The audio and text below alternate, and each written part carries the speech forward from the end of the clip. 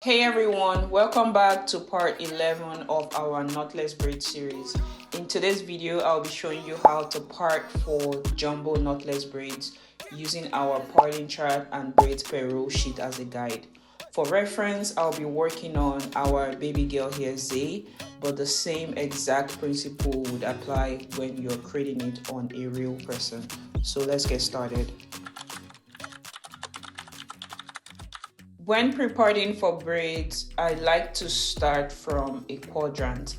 Now, when it comes to jumbo knotless braids, the number of rows you create depends on the length of the nape, not the width. So if you're wondering what the length of the nape is, so it's from where your hairline starts at the back to the tippy top of your ears. So that is the length of your nape. So for nape that are 4 inches or longer, I would create 2 rows at the nape for jumbo size braids. And for napes that are short, so napes that are less than 4 inches, some people may have 3.5 inches or 3 inches nape length.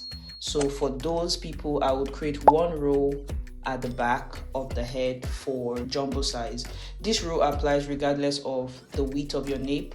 So if you have a wider nape or you have a slender nape, this same rule applies. So in general, for jumbo size, you want to assess the length of the nape in order to know how many rows you will be creating at the nape of the neck. After pre-parting the nape rows, I move upward to pre-part the rows above the ears. This area is usually the widest part of the head, so it naturally holds more braids than the nape rows. So for people with longer nape, I would create 2 rows at the back, and above the ears, I would create 2 rows, making a total of 4 rows for jumbo size braids. And then for people with shorter nape, I would create 1 row at the back, which is at the nape, and then I would create 3 rows above the ears, which also makes it 4 rows for jumbo size braids. Now onto the braids per row you may have been waiting for. So for this mannequin, we are working with a long nape, which is nape lengths that are 4 inches or above. So here's how I break down the number of braids for each row. So for row 1 at the nape, I would create 2 braids. And for row 2 at the nape of neck, I would create 3 braids. Next, I would move on to above the ear rows. So the first row above the ears, I would create 5 braids for this long nape length. And then the second row above the ears, which is the last row for jumbo size, I would create 4 braids for this nape length. That would give me a total of 14 jumbo size braids. As I'm creating this part, I'm using my bricklayer technique, making sure that each braid falls in between the braids below it. This helps to give it the balance and the space and the overall neatness you need when you are creating your braids. Now, if this were a short nape, so people with nape lengths that are less than 4 inches, so maybe you have inches nape, 3.5 inches nape length, or just a slightly shorter nape, the row placement will change slightly. So you would create 1 row at the nape and 3 rows above the ears. For the short nape length, the jumbo size breakdown, the row 1 would be 2 braids and the row 2 would be 5 braids. Row 3 would be 6 braids, row 4 will be 4 braids.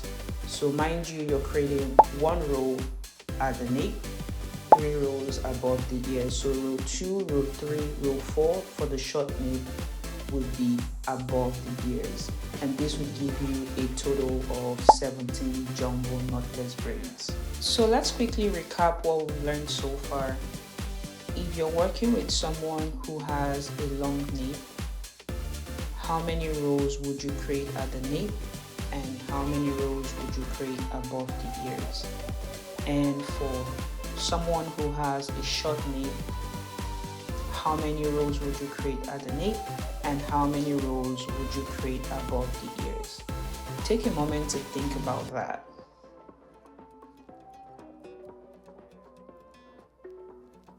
So if you're working with someone with a long nape, you would create 2 rows at the nape and 2 rows above the ears.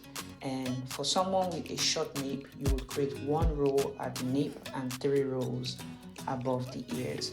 So in a nutshell, jumbo knotless braids depends on the nape length, which determines how many rows you would create at the nape and how many rows you would create above the ears.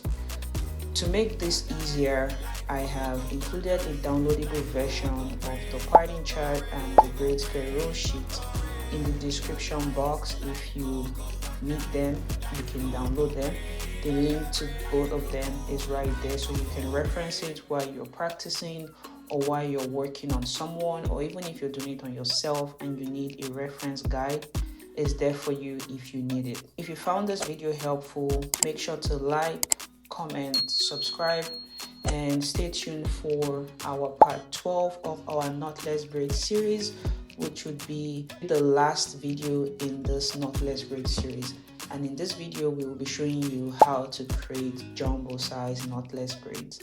So if you are excited about this, don't forget to turn on your post notification bell so you don't miss a thing when we post this video. Thank you for joining me on this one, and I will see you in the next one. Bye.